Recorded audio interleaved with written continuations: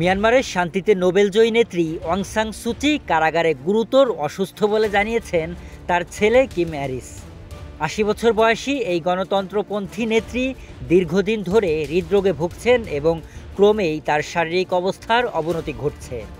বৃহস্পতিবার এক প্রতিবেদনে এমন তথ্য জানিয়েছে একটি আন্তর্জাতিক সংবাদ মাধ্যম। গণমাধ্যমকে কিম হ্যারিস জানান, তার মায়ের স্বাস্থ্য দিনে দিনে খারাপের দিকে যাচ্ছে জেনে তিনি গভীরভাবে উদ্বিগ্ন। এছাড়া তার দীর্ঘদিনের হৃদযন্ত্রের জটিলতা রয়েছে, যা কারাগারের পরিবেশে আরও খারাপ অবস্থার সৃষ্টি করেছে। হ্যারিস সরকারের কাছে বাইরে থেকে একজন হৃদরোগ বিশেষজ্ঞের মাধ্যমে তার মায়ের চিকিৎসার অনুরোধ জানিয়েছেন, তবে এই অনুরোধ মঞ্জুর হয়েছে কিনা সে বিষয়ে তিনি নিশ্চিত নন।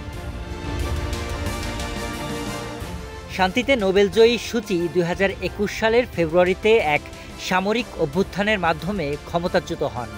এরপর থেকেই তিনি কারাবন্দী হিসেবে আটক রয়েছেন।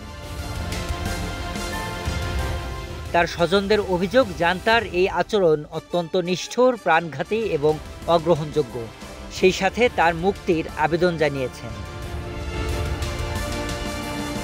সাবেক ব্রিটিশ পররাষ্ট্রমন্ত্রী উইলিয়াম হেগেও উদ্বেগ প্রকাশ করে বলেন, অং সান সুচির এখনই মুক্তির সময়।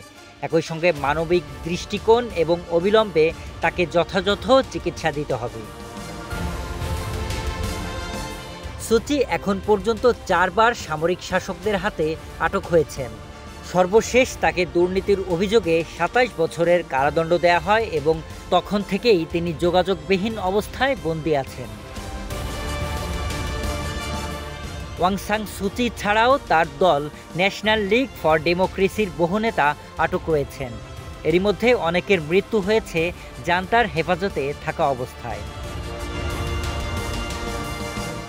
শরীফ Rahat, news desk, hello Bangla.